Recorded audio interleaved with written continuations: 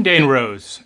In the information age, the way that we select, consume, respond, and create media is one of the singular most important choices and patterns of choices that we will make in our lives. What I'm going to share here is my own map in a relationship with media. The first thing to look at is format. And here we have audio, audio-visual, and written. We also have prime sources. Now, an observation is that I went from reading 1 to 10 books a year to reading 50 to 100 books a year as I switched from written text to Audible. And I would specifically say Audible as opposed to just verbal because Audible CDs have been available for a while. But the combination of cost, I buy Audible at 20 to 50 titles a year, so they all cost $9.99, which means I'm getting unabridged books up to 40 hours long. And rather than paying, $30 a piece for a CD, having to switch the CD, having to lug around a CD player, etc., having everything downloaded on my phone in a press play format that's on the home screen that's very easy, means there's no extra device, and I've got a 10-hour battery life, and there's no changing. I can press the sleep function if I'm having difficulty sleeping, and it'll turn itself off in an hour or 15 minutes. And so it's a very big shift to go from written to Audible. Now, YouTube is my second consumption point, and sometimes if material is available on YouTube, the Audible is all I want, and I can simply turn the screen off on my phone and be driving, etc., and listen to YouTube. The doorways that Audible opens up for me are learning while resting, learning with my eyes closed, learning in my hot tub, learning while walking, learning while smoking a cigar, learning while driving, and, there's a few other situations, but that opens up 3 hours a day of learning. And YouTube is easy while eating. So I do listen to Audible when cooking and eating, but it's more typically YouTube or Netflix. I do not listen to any media that I'm not selecting on a daily basis. So that's another distinction. The distinction between consciously selected media and media that is fed. The distinction between advertising and no advertising. So I have YouTube Red, $9.99 a month, never an ad. Autoplay is off on all of my devices, and so I'm making a conscious choice. Netflix is a great vehicle for documentaries and movies using their streaming service, as is, I consume half of the YouTube on my desktop and half on my living room TV. The selection of media is, of course, one of the most important things.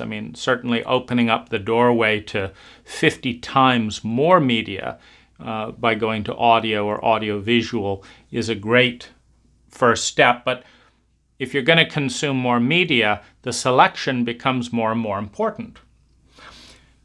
I would reference the definition of intelligence. Intelligence is the efficiency with which energy is transformed into human well-being. Time is the most rarefied form of energy. So in energy, you have time, you have money, and you have natural resources. Two of those are, for all intensive purposes, on an individual level, unlimited. You're not going to run out of natural resources. It may not be a good idea to waste them, but you're not going to run out of them. If you want to, and particularly if you relate to media, you can make as much money as you want. Generating money is significantly easier than generating time, except for one thing. Time is a gift. We're all given an equal amount of time. But if you want more of it, it's much harder to develop. Money, for most of us, you have to earn. But the amount that you earn is pretty much limited if you're in a Western country, and certainly of those, the United States is the easiest to make money. If you want to make money, it is so easy to make money. But like any other skill, you'll have to practice it. Be prepared to digest at least 50 books on the creation and investment and growth of money. And do at least 2 to 10 things out of each book to create that. It's a skill, but it's not limited. And the more you have, the easier it becomes to make it. Intelligence is the science of transforming energy into human well-being.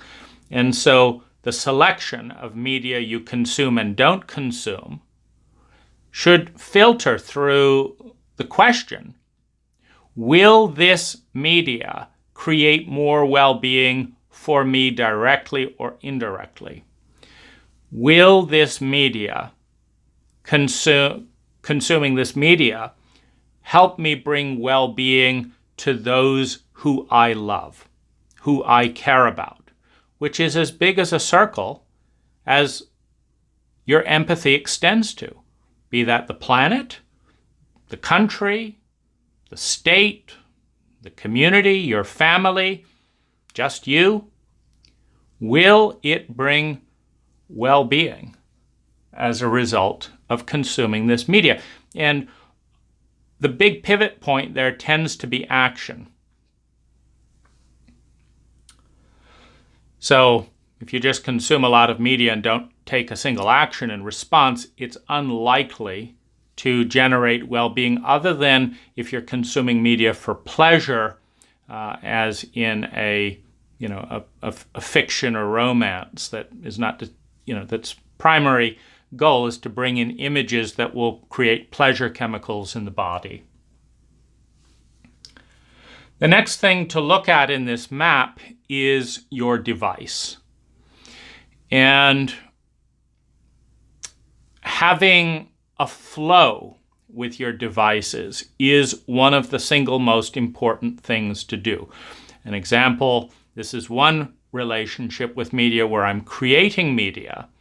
And the setup here is a tripod in place at the right height, a specific dedicated Note 9 phone, a microphone that's plugged in right above range so I don't have to clip anything, a chair that's at the right height with a comfortable cushion, 8 lights that turn on with a single switch in an easy, quiet area of my house, which is, I have a very large bedroom, and so there's a space where I've put a green screen and a chalkboard with a chalk right here.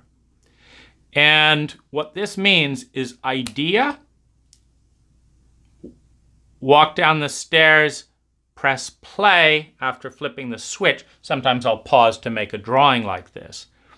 but it's 10 times easier than it was before. And there's a friction point that you want to be mindful of. You've got to be below the friction point where the cost and the pain to you in the moment of doing something creative, of learning something or generating something, is too high to be worth the bother. For example, in a money sense, if you're in a business and the price of buying a ring that you're in the business of selling is $20, and you sell the ring for $18, you're losing $2 per sale. You're not going to be motivated. There's a price point.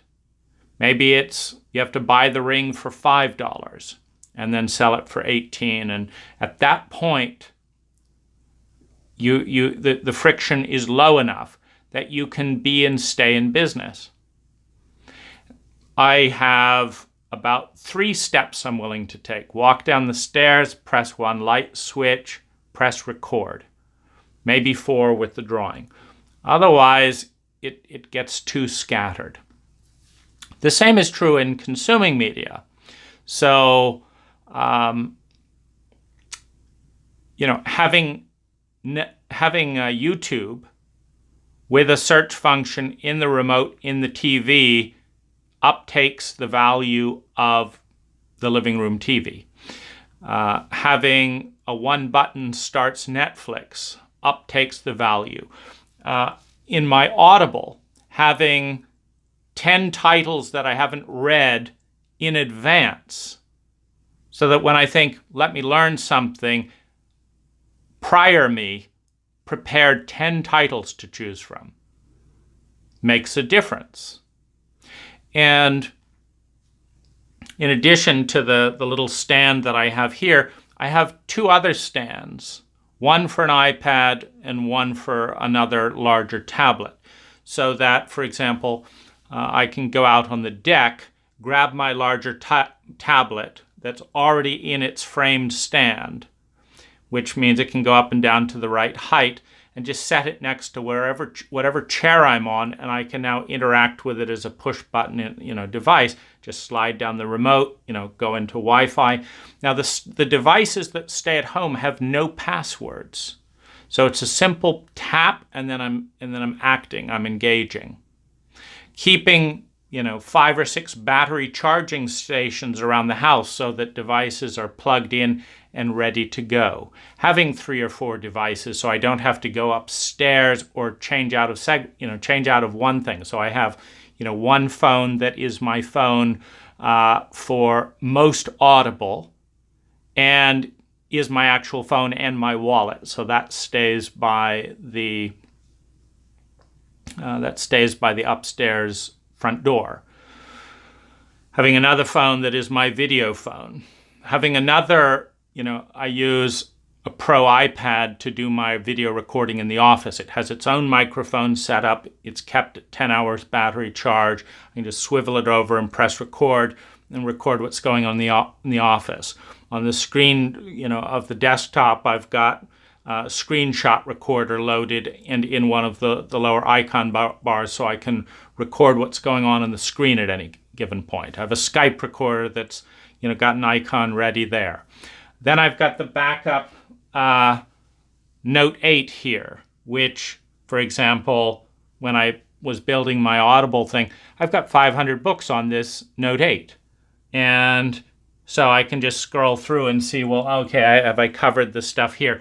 It's easy, as opposed to having to go up to the desktop and, make hand notes or print something off. And so having a sense of flow. This is also my backup video camera if I forget to pay attention and the Note 9 runs out of all 10 hours of battery. So then there's having 3 car charging points, plus extra cables, plus having my girlfriend's phone on hand to borrow at times. So my point is, a little bit like Elon Musk talks about the fact that designing a car is easy. Designing the factory that creates the car is hard. What we're doing here is we're looking at factory design.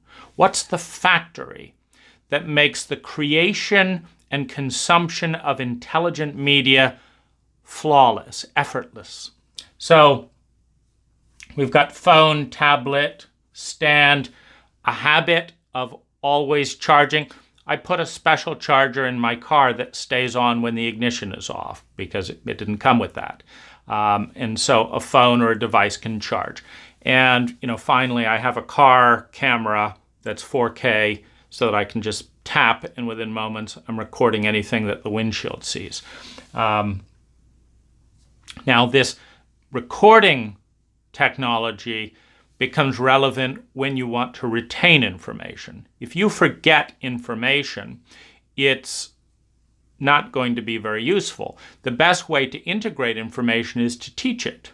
And so when we come up here, I want to encourage you to use Quora and YouTube and websites and any other thing that works just as well, Facebook, etc., to teach. I'm not on Facebook and Twitter and all that because that kind of small minutia media takes up too much time and does not seem to be terribly healthy. So Quora and YouTube are vehicles for teaching. This video right now is being used for, to be uploaded to YouTube. Now, when you teach something, you're going to retain it, number one. But there's another use of media and teaching that's an overlap that ties in with the next thing we're going to talk about, which is time. Because one of the reasons that I teach in this format is the following. I have an assistant that creates a spreadsheet of every single video I create on every one of my YouTube channels, of which there's about 20. So we have the date, the title of the video, what channel it's on, is it a private or a public video? And we have the title, and we have the link. That spreadsheet is online. I can tap on my desktop, open that spreadsheet, and then I can also read articles that I've written and stuff. Now, what this means is that when I get a difficult question 5 years from now that relates to media, and I feel this person could really benefit, I hear what they're struggling with, this person could really benefit from this information. I don't want to spend 45 minutes telling a stranger what I'm sharing right now. But I want to spend a minute to say, here's a link that has really helped me out. I hope it helps you too. It's fun to spend a minute and leverage that 45 minutes, going back to intelligence. The most scarce resource is time. So anything that you can say once well and then replicate taking you 10 to 60 seconds is leveraging the most intelligent, the most scarce resource in the intelligence equation of energy transformed efficiently into human well-being is intelligence, time. Now, the next, thing to, so you've got your preparation, you've got your system, you've got your backup batteries. Consider having a charged 10,000 milliamp battery in the car, a charged 10,000 milliamp battery in the travel bag, and then another one for backup. Why not? Again, you might be in the middle of a phone call or something, I Skype overseas and stuff. You don't want that flow interrupted because, you're out in the hot tub and you're not near a wall charger. Now, in addition to teaching engagement, now, ultimately, 80% of the benefit to your life is going to come from the things that you do in response to the media that you consume. Makes sense? You learn how to type, but you don't sit down and type, not very useful. You learn how to drive, you never get in a car, not very useful. You learn how to make money, you don't bother to open an investment account or whatever it is, not very useful.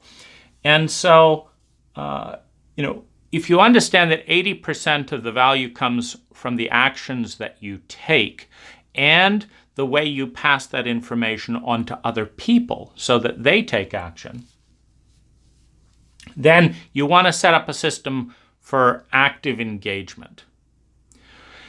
One of the habits that I like, and I think it was Zig Ziglar who mentioned it, because I first began consuming media when I started my landscape company at age 17, and I was working alone. So I had my cassette Walkman, my Sony Walkman out, in the field 6 hours a day consuming audiobooks. And so I learned how to grow my business while working in my business. And it's a great way to start, to be paid to learn.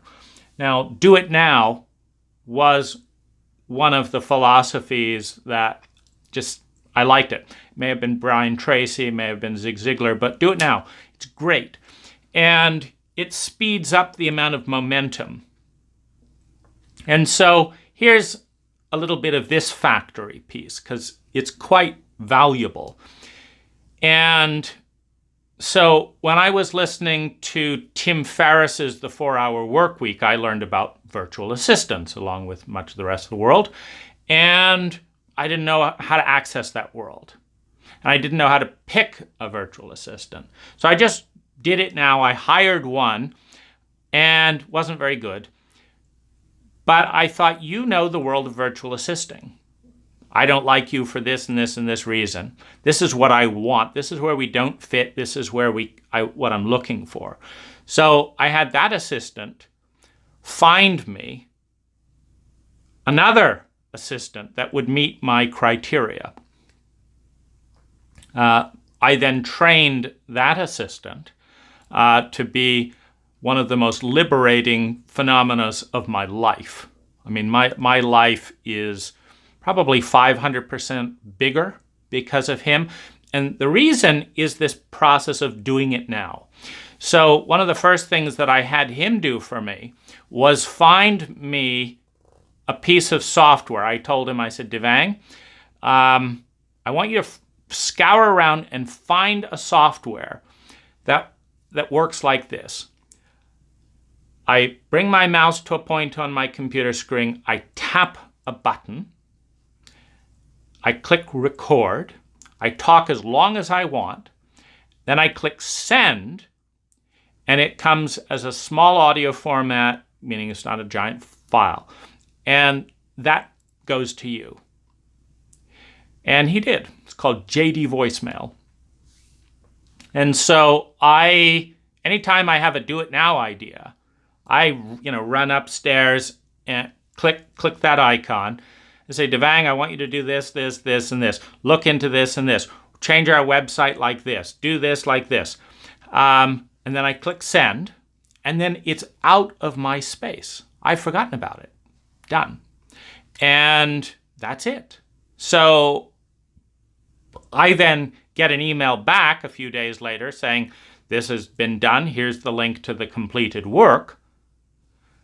And if it needs to be changed a little bit, I comment on it. And otherwise, all that stuff is getting done. Now, what that does, that little factory of action production, remember, you need a factory to produce a car. You need a factory in order to produce do-it-now actions. So that little factory means that 10 times more stuff gets done, but it also means that it's fun, because you have no idea how tedious it is to be listening to one book that's telling you you're going to have to go and research this for 2 hours, and then you're going to have to study this for another hour, and then you're going to fiddle around and make mistakes, and then 3 hours later, you'll get that little piece done. It's like, forget it. But with an intelligent, motivated assistant, it's incredibly, there's no doubt that it's a good idea. It's just, do I want to be the one executing it, in a frustrating way for the next 3 hours. And then when's the time? And now I have to make a list because I don't have time right now. I don't have lists. Do it now. Do it now. So we're then talking about engagement. Now, this in turn, I will add, if this map for me ends up in a $5,000 investment in Audible books and let's say $100 a month investment in other media. If we take my $40 internet connection, my what is it? Let's say $30 a month for my devices. If you amortize that out, we're looking at around $100, and then YouTube Red at $10.99 a month, and Netflix for $20. Well, maybe it's $200. There's a $200 a month media budget, and this system has generated more than $250,000. Now, the $250,000 that it has generated has paid for the entire 6 years of hiring my virtual assistant, all of my media devices, all of my library, and then some. So it's paid for all that plus, I don't know, $150,000 profit. So let's just say, and it's been fun. So that's a little bit, if you can create a whole factory that allows you to do it a lot more intelligently and make a net profit on the whole process and make your life 5 times more creative and fun, well, that's a good factory. That's a good investment. And so, that comes from the Do It Now. I think that's the only thing I acted on Tim Ferriss's book, The 4-Hour Workweek, was I'm going to create a great relationship with a virtual assistant. And that's a whole nother topic, the ins and outs of the criterias and how to do that. But I would say that my world is 500% bigger. 500% bigger because of that whole system of creating a virtual assistant.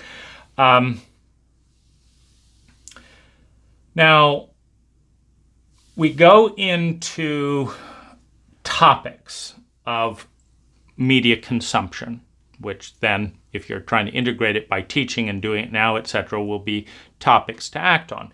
So one of them is creating money. In a capitalist framework, it's one of the easiest things to do on the one hand. I mean, if you take the time to bother to know how to do it, it takes work, but I mean, it's much easier than trying to create a fabulous 10x relationship. If you want to create a 10-year marriage that is excellent, minus the abuse, minus this and that and the other, creating a 10-year marriage is far more sophisticated and challenging in our culture than creating a lot of money.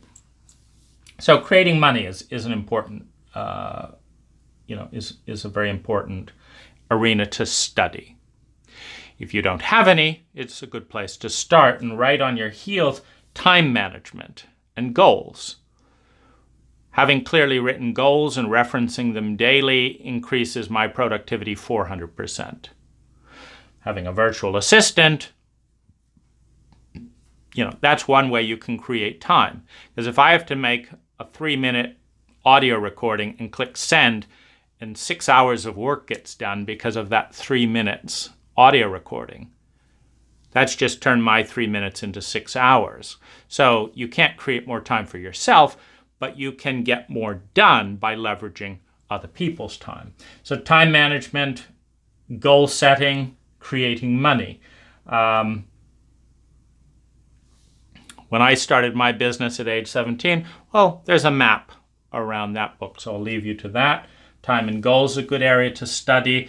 Biographies, a great area to study. Henry Ford Sr. shaped the path of my education protocol, because when I read and I think I was age 14, 15. I was doing my homeschooling, and part of my homeschooling was I would read how successful business owners did things rather than, what they said to do at school. What did they do? You want to learn from success. So I read that, Henry Ford was once sued for being an ignoramus, a term that, for being ignorant. And then he filed a libel suit for being called an ignoramus, and the thing was debated in court. And they said, you are an ignoramus, you only have a 6th grade education. He said, I'm not an ignoramus. I have 12 buttons in my office, and I have the 12 most intelligent people in every area that relates to my business. The best lawyer, the best metal worker, the best manufacturer of rubber tires, knows all the chemical formula. So I've got these 12 people, and they're at the push of a button. He said, why should I waste my time studying what would take these people 200 years to 300 years of combined study time to get where they are when I can push a button? I'm being intelligent. I'm being efficient in my utilization of energy, and that's more intelligent than wasting time the way the rest of you are. I thought, bravo, good for you. I'm going to adopt that. And so I didn't go to horticulture school. I made a few phone calls and hired the person with more university degrees at the University of Washington than anyone else that I could find. He owned a nursery. He was helpful. He knew 30 years of local relevant information about which plant is this and that and the other. And what I wanted, I said, Bill, I'll give you whatever you want. He only wanted $30 an hour. Today's dollars, it'd be about 60. I said, I'll give you whatever you want. I said, here's what I want you to do. I want you to take my cell phone calls. I want to be able to call you up and say, I need a plant that's 3 feet tall, evergreen, has a red berry, isn't poisonous, and will go well with this other plant that's locally available. What do you got? And he'll say, well, there's nothing quite like that, but there is a plant like this, and we could do this, and there's these 3 options here. And I'd say, send me a photo of those. He'd send it. I'd say, okay, any of these will do the job? He'd say, yeah. I'd say, okay, the client, you got 3 choices. Any of these will do the job. I'm acting as a flow point for the most knowledgeable brain in the state, who's always going to have more knowledge than I will. But my client, through me, is getting the best brain in the state, rather than an okay brain that I've struggled 4 years to get. And Bill is getting my gratitude, as much money as he wants, and clients referred to his nursery. It took me an hour to set that up. It takes most of my peers 4 to 6 years to get 30% as good as Bill, which means that after 4 to 6 years, their clients are getting 1/3 of the value of my clients. And I got that in an hour for my clients. That's intelligent. But I'm ignorant. I don't know the Latin names of plants. I know the phone number to call Bill. So that's part of time management. It's part of intelligence. It's part of media. It's part of studying, you want to study relationships. Now I've got that under love right here, but you want to know, and communication talents, you want to have good relationships with your people. I kept that relationship as long as I was in the state. I kept that relationship. Now, so that falls into the category of biographies. Henry Ford, founder of the Ford Motor Company, gave me that idea. I didn't get it in school. I got it from reading books of successful people. So it's a category of books to read. Love. Huge category. The meaning and purpose of life. So what are some of the subcategories of love? Love languages. How sensitive are you? Elaine Aron's work, HSP. Sex. That's one of the reasons I created a map on sex. It's a very big topic. All of these, communicationship, sensitivity, love language, learning to relate to other human beings in a way that generates sustainable love is probably one of the single most important things to do. Creating time management so that, for example, I have more time to spend with my wife than I spend running my business. That's deliberate. I believe marriages are more important than business, so I structure my life so that I have 10 hours a day with my wife. I spend 4 hours a day on my business. Trauma. Huge blind spot in our culture.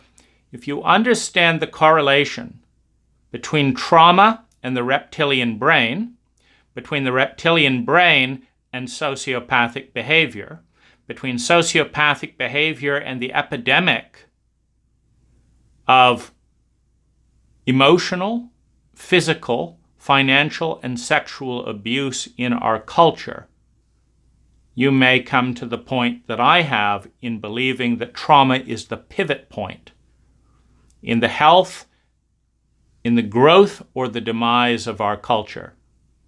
That trauma is at the nexus, that in the areas where we have an intelligent response to trauma, competency in healing it and responding to it, that we're dealing with something that's we're evolving as a culture, and in the areas that we don't, we're going backwards. Forward or backwards, evolution or devolution. Alien life.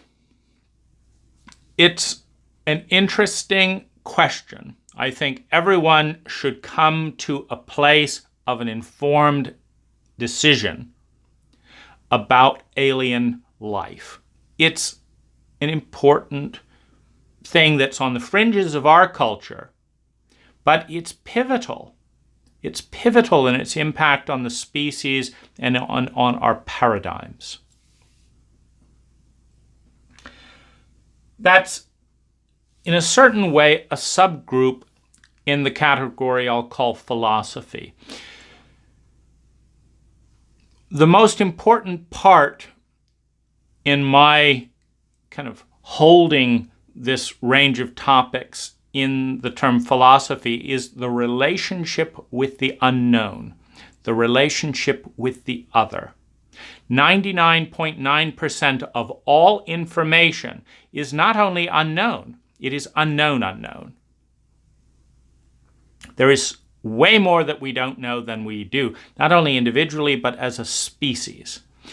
Now, if we can grasp that and counter it with the fact that we do a very good job of protecting ourselves from our unknown and protecting ourselves from the overwhelming awareness of how much we don't know by following routines.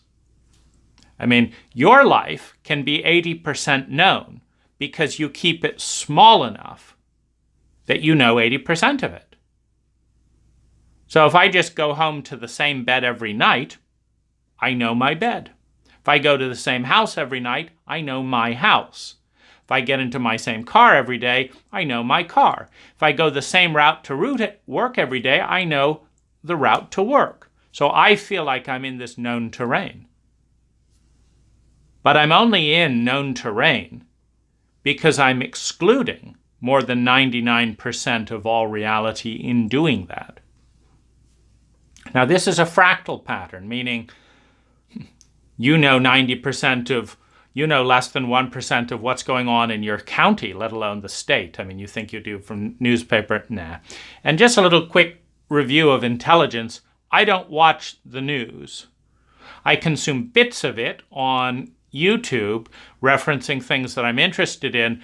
But the reason I don't invest energy, my most valuable resource, which is time and news, is that I don't remember a single time when I improved my own life or anyone else's life because I watched the news.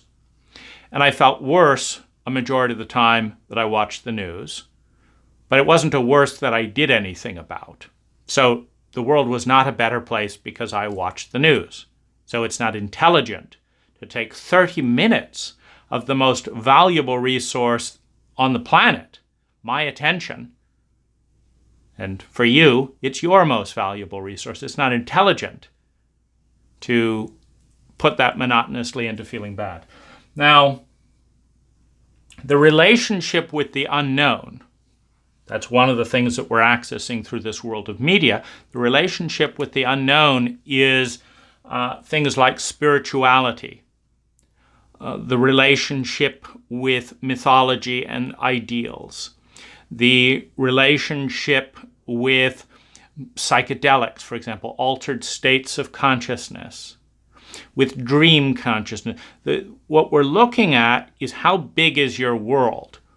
And philosophy or spirituality is kind of this portal where you look outside the set of your little cult and your little world and your little life and your little belief box and try and grapple with things that don't fit in it.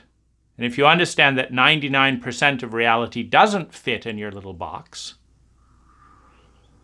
then you understand that it is the biggest and most important relationship is your relationship with the unknown. And if you don't have a sense of awe and mystery about that, it means that you haven't grasped how big it is, how big that possibility and probability field is, that you don't even know that you don't know it. So we come back up to the top to format, and one thing I'll add briefly is TED Talks. There's a TED app. I've watched 400 TED Talks. I rank them low for two reasons. I've only taken 4 actions in response to TED. This disturbed me because it's getting into the realm of news, meaning I usually take 2 actions per media engagement of some kind. So why aren't I taking action in response to TED? And the answer is simple. They don't give you a clear action step at the end of the talk. They spew stuff out and then say, ta-da! It's like, well, where do I go to do this? Where do I donate that phone? That doesn't seem to be their focus. So they're dissociating it from action. And the organization isn't very responsive to that. So I checked with a few other people. Have you ever taken an action in response to a TED Talk? Not so much. So if the organization, including Chris Anderson, doesn't respond to such a pivotal thing, it's not spreading good ideas that matters. It's whether people act on those good ideas, and that means you've got to give them in an actionable format. Well, so it's a good place to go. And as I say, I have taken 4 steps. I built a little community dog shelter with a community blackboard, and that's actually the only step I can remember. But my neighbors have been enjoying a community dog shelter with a dog bag, and we'll have questions back and forth. I'll say, what do you feel grateful for? And as the neighbors walk their dog, they'll respond with stuff, or what is your favorite vacation haunt? And it's kind of a fun way to interact with the community, but not a very good return for 400 talks. So let's look at some of the areas that I think are worth covering before you're 40 years old. And it's a big arena, and that's the good news. You've got lots and lots to be more and more interested in. And I think the more you learn, like me, the more I learn how much I don't know. So if you read and study all of this, you'll be delightfully aware that you've now learned just how much you don't know. And that's an exciting thing to do when information is expanding exponentially. So But by age 40, I think you will be depriving yourself if you haven't touched on at least one book in each of these topics. Doesn't mean you have to, but the sooner you do, the better. And you've certainly got time by 40 if you read a few time management books and use your time well. So we have dreams, a whole world. There are lucid dreams. There's things that you can learn and grow so that 8 hours of your whole day is exciting and empowering as opposed to wasted. So there's another way to capture time. Death. Every single one of us is going to die. A majority of Americans die miserably because the culture has a miserable death protocol. I mean, you sit down and say, what's my ideal death? And it's not going to be surrounded by strangers and beeping machines. But that's how a lot of us die. So death and dying, the process, the grieving process, but more importantly, preparing for a great death. Peak experiences. They're going to come randomly. You're going to have a couple. But what if you could amplify peak experiences by 2,000%, by 1,000%, by 500%, by doing a few things differently? Travel. Where's the place that's most unlike the place you've grown up and lived in that you could go and spend 3 months and get to see the world completely differently? And in doing so, through the mirror neuron process of empathy with the people you're around for more than a month or so, actually begin to relate to yourself from a different vantage point. I mentioned psychedelics. Food for the Gods is a good one, good overview in that area. Also, James Fadiman has some good books there. Anything that takes you into a completely transcendent, altered state gives you a reference point. What it's doing for your consciousness is it's letting the fish go out of the water in order to be more conscious of the water. Because fishes aren't conscious of water because they're in them. We're not conscious of air until we, go underwater. When you create an altered state of being, you realize that the state of being that you're in is not normal, is not just de facto. It's just the state you're in. But you have to have an experience of another state before you can compare it to this state. It doesn't matter what it is, frankly. It'd be nice if it was a transcendent, magical experience that led to you learning all about how to love your partner more. That'd be fabulous. But even if it's, wow, I learned what it was like to feel like a shoe. For 6 hours, I felt like I was a shoe. Wow. You're not going to look at reality the same way. You're going to see a wider field of possibility. Parenting. Huge topic in the context of major intergenerational abuse and trauma cycles. Learn about parenting so that you can help someone else, so that you can learn what good parenting would have been like if you'd had it, so that you can understand the influence of parenting, so that you can protect an innocent children, under the age of 12 are some of the most innocent and vulnerable. Children are like the stem cells of the species. They can become anything. They can take any form. In the parenting paradigm, the parenting container, the parenting template is going to have at least 60% impact on the shape and nature of those people's lives. And it's free. It doesn't take any more time or money to do it well or to do it terribly. So it's incredibly intelligent to learn the template to set. Communication. One of the single most important skills a human being can learn, given the fact that we are all in an interdependent relationship. We are all in an interdependent relationship with each other. And how well that works pivots on trauma, but it also pivots on communication. Addiction. 1 in 7 Americans are substance addicts.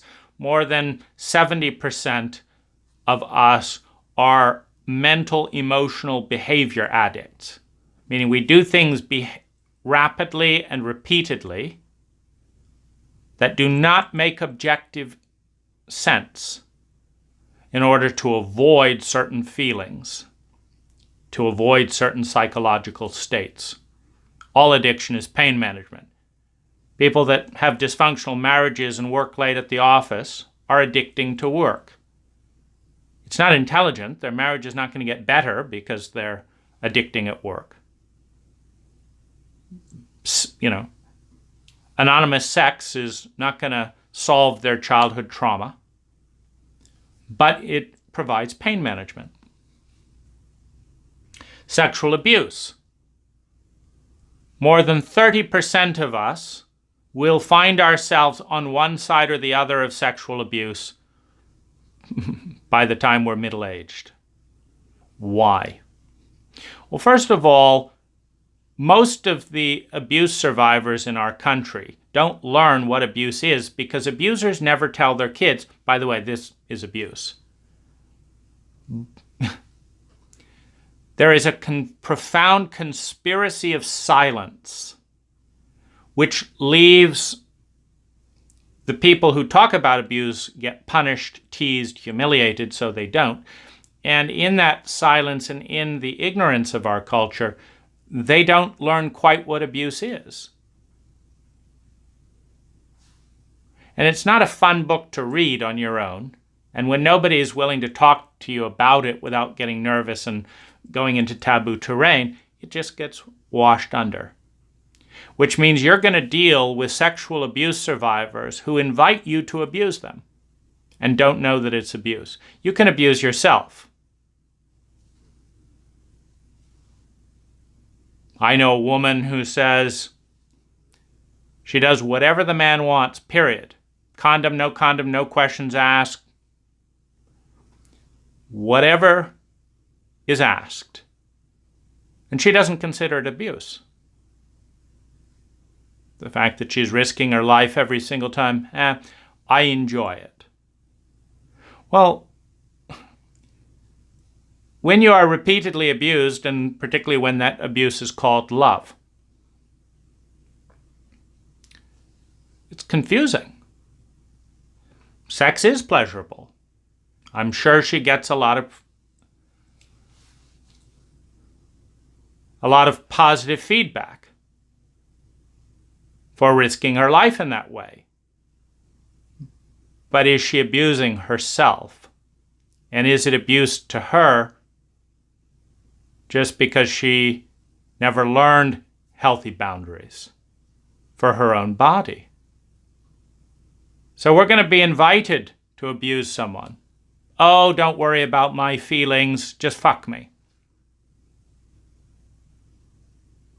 I'm not one of those clingy, needy people. I'm cool. And then the person goes off and suffers for 3 months.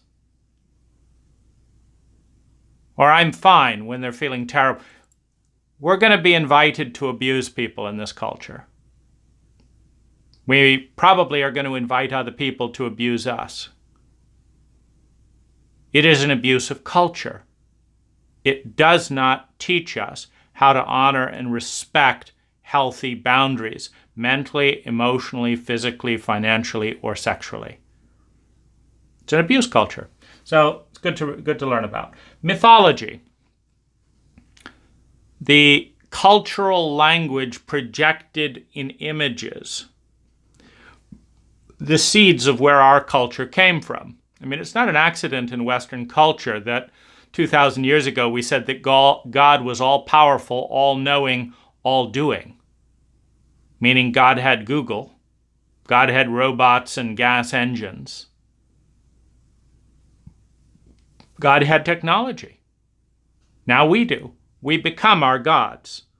When we understand the evolutionary nature of our deities, our role in projecting a deity out there and then pulling ourselves towards that deity, creating an ideal and then taking actions to move towards that ideal. It's important to understand our mythology, to understand where we're going unconsciously as a culture. Chauvinism. In Western culture, the masculine, not just men, but the masculine in men and in women, has been overvalued, and the feminine in men and in women has been undervalued. As an American, my social ranking goes down 30% when I'm feminine. It goes up 30% when I'm masculine. My value in this cult increases based on all the feedback when I lead with my masculine traits, and it decreases when I lead with my feminine traits. That harms everyone. Every single person is born a chauvinist in this cult because it is trained unconsciously since birth. And it's much bigger than just the gender issue. That's why I've made a map on chauvinism. Racism. In the United States, we're all born racist. Doesn't matter if we pick it up in the movies, we learn about slavery, if we're just scared of black people because they're different. The default of our culture is racist in this cultural context, which means we have to take an effort to overcome it. And if we want a healthy, low-violence culture, we have to make an effort to empathize and understand. In the terrain of mythology, the older fairy tales, a form of myth, a form of metaphor for the psychic landscape. Sci-fi is another doorway into that projected in the future. Our sci-fi is giving us windows into where we may be going. One of the more valuable things to touch on, for example, is, I'll mention Ray Kurzweil just because he's touching on that a lot, is this concept of a singularity. It's also a useful thing to look at world trends. The Future is Better Than You Think by Peter Diamandis is a good doorway into, it was a real eye-opener to me to understand the difference between the increase in media saturation and media coverage of violence while the statistics are actually going down on a per capita basis globally on a steady level. Artificial intelligence is going to have a 70% impact on the way our world looks over the next 200 or so years. It's an important thing to grapple around both the dark side of it and the light side of it, and to understand that, like many things, it's neutral, and that we're going to see both. We're going to see horrors emerging out of artificial intelligence, and we're going to see beauty, and we're going to see transcendence. We're going to see the full probability field. Cultural design. As we become interplanetary, courtesy of Elon Musk and others, as we become interplanetary. You see, when a divorce spat that used to be throwing a book at someone means that the barrier creating zero gravity or the hatch door that keeps everyone alive is depressed in a moment of temper and the entire colony dies. We can't afford the level of stupidity that we currently tolerate here on the planet. But how do you teach some people to be more intelligent than the teachers who are teaching them. This skill of cultural design and relationship design, the science of it, to be able to take 100 people and form pods on the planet and learn which pod is able to, for 10 years, to create significantly more human well-being per unit of energy invested than any other country on the planet, than other pods, and to use objective metrics around that.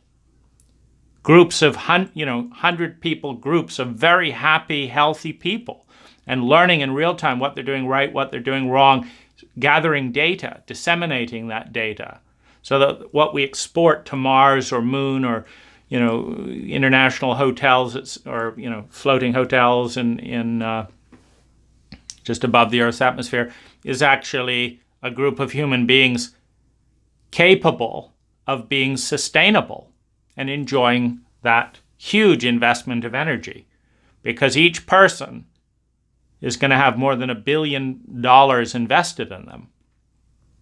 If one moment of temper blows $1 billion, we start to see the stupidity of raising generation after generation to not learn basic emotional literacy. Basic emotional literacy is an incredible arena to study and learn, so I've made a map of that. And that completes this part of a relationship with media.